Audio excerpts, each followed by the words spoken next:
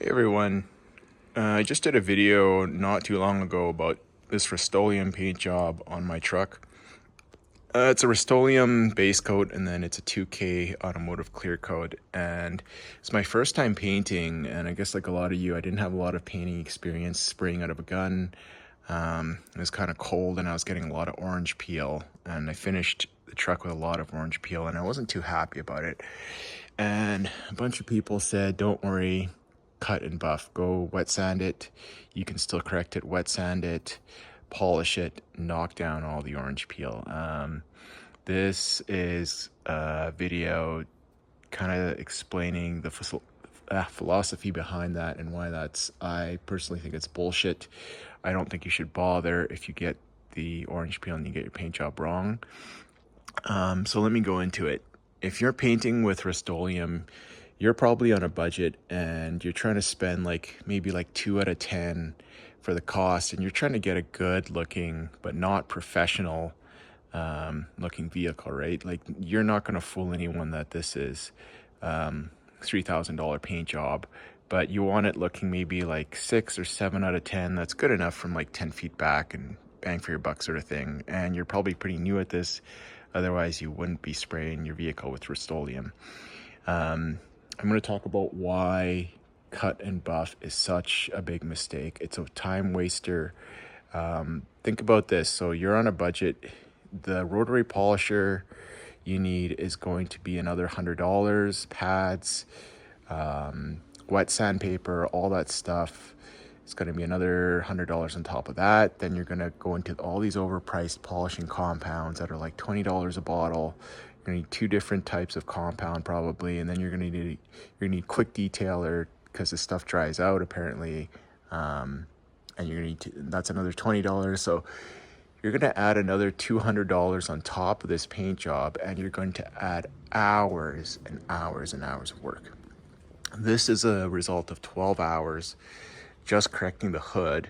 And what I did was I hit it with a DA, went from 1,000 grit to wet sand, 1,500 grit to 2,000 to 3,000 grit, and then cleaned the whole thing off and then polished it. And I'm not so happy with the results because it was so hard to learn how to use the polisher.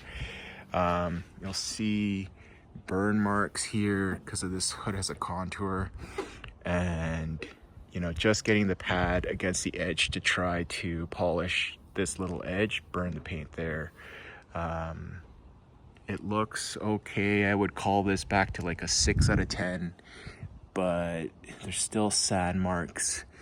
There's still kind of shitty areas where the polish didn't do a good job, or I didn't do a good job.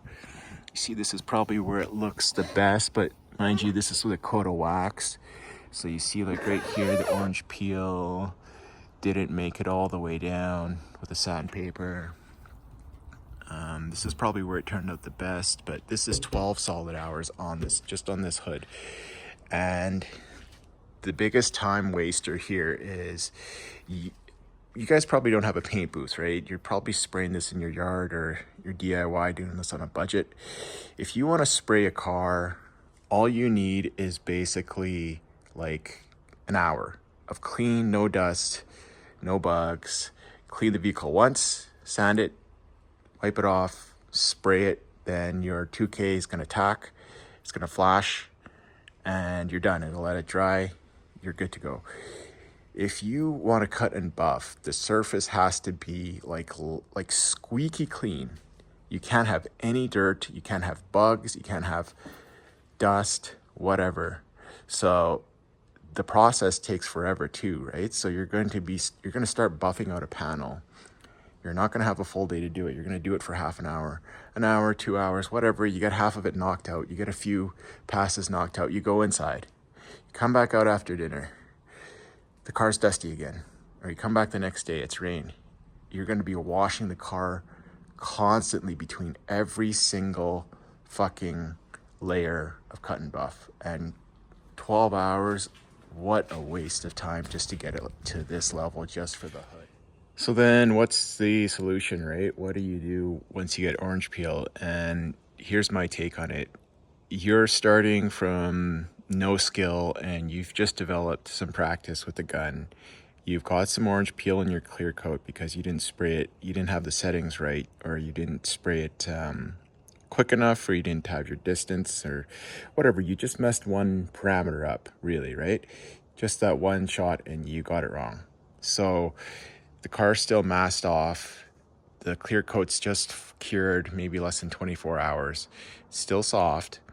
Hit it with 1,000 grit with your sander that you already have, sandpaper that you already own. You don't need to go spend any more money, and spray it out, wipe it down, spray it with one more coat of clear, which you probably have a lot left over. You don't need to spend any money, any extra money, and it's probably going to flow out and flatten out, and you're going to tweak that one setting that you got wrong. Maybe for me, I needed a heavy coat.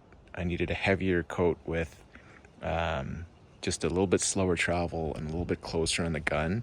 It was dry in the first coat for me and the paint was cold. That's why I got the orange peel, and I realized that after.